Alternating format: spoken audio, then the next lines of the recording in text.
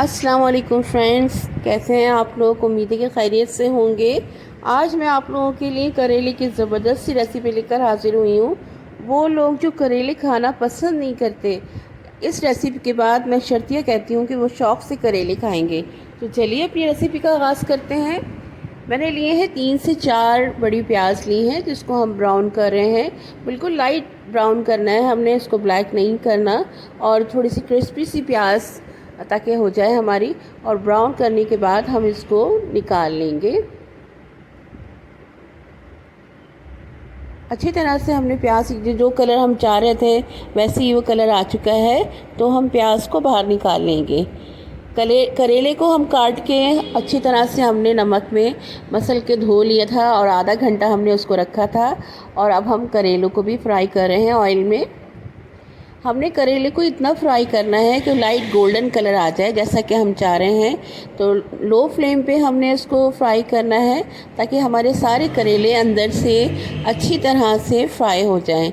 Light golden colour हमें चाहिए, वैसा ही कलर इस पर जब आ जाएगा तो हम इन करेलों को प्लेट में निकाल लेंगे।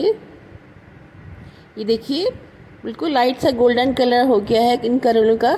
अब इनको बाहर निकाल लीजिए। इतना फ्राई करना है हमने कि हमारी जो करेले क्रिस्पी से बिल्कुल फ्राई हो जाएं। बिल्कुल इतना ज़्यादा नहीं कि बिल्कुल ब्लैक हो जाए, बस लाइट गोल्डन कलर आ जाएगा, थोड़ी सी क्रिस्पी हो जाएंगे तो हम इनको निकाल लेंगे। जिस तरह हमने प्याज प्लेट में निकाले थे, इस तरह हम करेलों को भी बाहर निकाल लेंगे।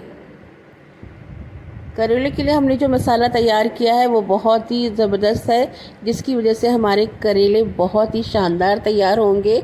और उसके लिए मैंने लिया है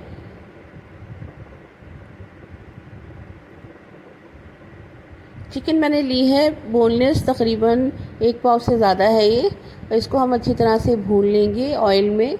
और तकरीबन 2 मिनट भूनने के बाद हमने इसमें कड़ी पत्ता शामिल करना है। कड़ी पत्ते का ये फ़ायदा है कि इससे बहुत अच्छी खुशबू आएगी हमारे करेलों में, और चिकन की जो थोड़ी स्मेल है वो ख़त्म हो जाएगी।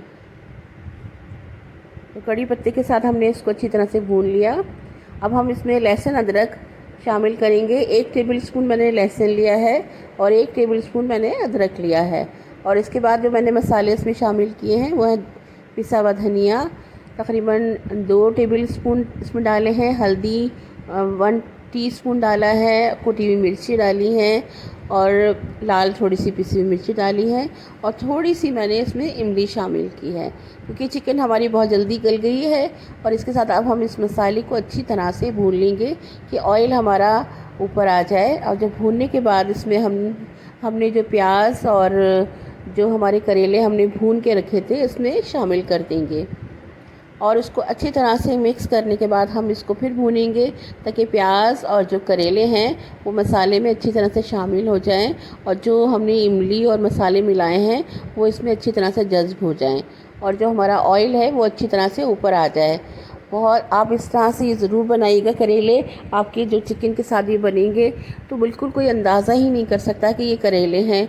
बिल्कुल इसमें कड़वाहट नहीं होती और बहुत ही ज़बरदस्त बनते हैं।